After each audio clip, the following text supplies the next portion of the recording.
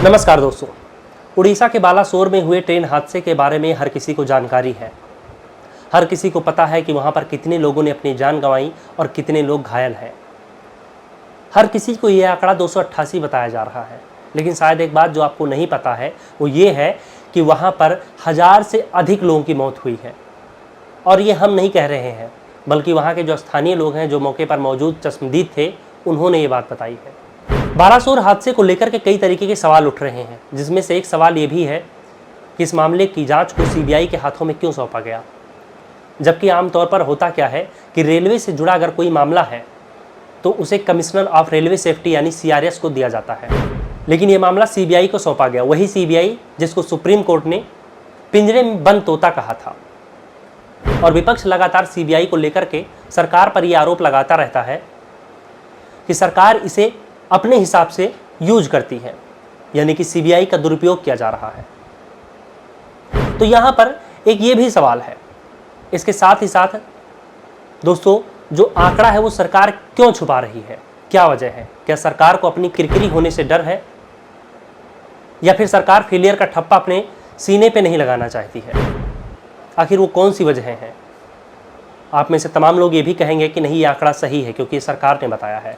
तो मैं आप लोगों को याद दिलाना चाहता हूं कि कोरोना काल में किस तरीके से अस्पताल, स्कूल सब भरे पड़े थे।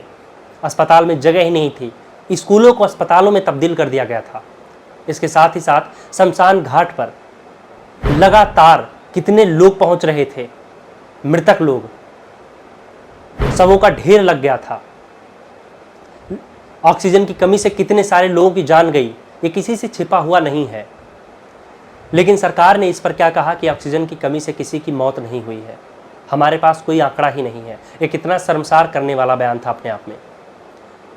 क्या इंसान के जीवन की कीमत सिर्फ इतनी है कि आप पल्ला झाड़ दें और ये कहें कि हमारे पास कोई डेटा नहीं है, या जो डेटा हम दे रहे हैं यही सही है? तो बहरहाल ये मामला फिर से मैं आपको क्या बता रहा हूँ, इसमें क्या कुछ ताज़ा अपडेट है उस पर आते हैं हम। एक निजी संस्थान ने जब वहाँ जाकर के जो स्थानीय लोग हैं, जो चश्मदीद हैं, जो रेस्क्यू के वक्त वहाँ पर मौजूद थे, उनसे बातचीत की, तो उन्होंने जो कुछ कहा वो अपने आप में हैरान कर देने वाला है।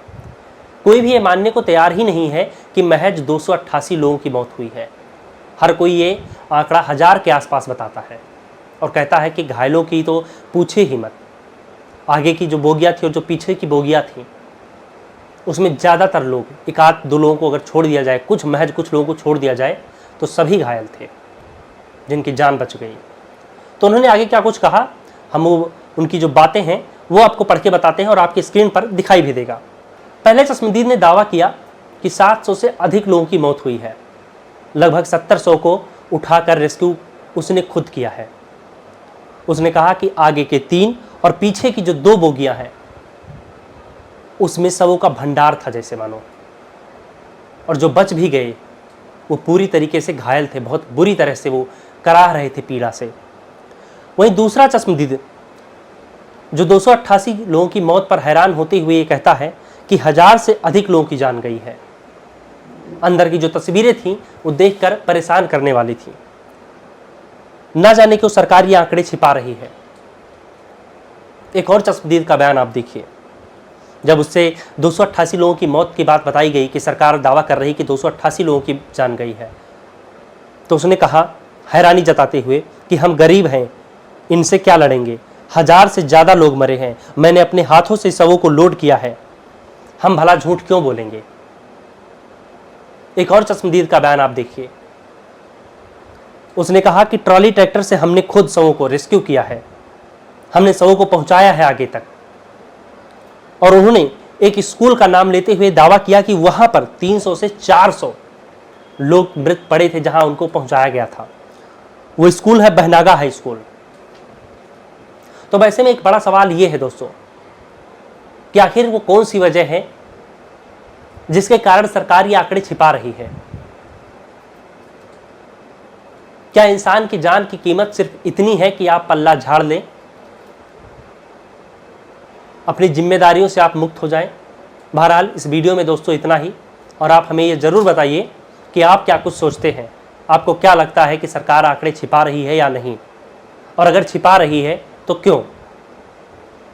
फिलहाल इस वीडियो में इतना ही। आपका बहुत बहुत धन्यवाद पूरा वीडियो देखने के लिए।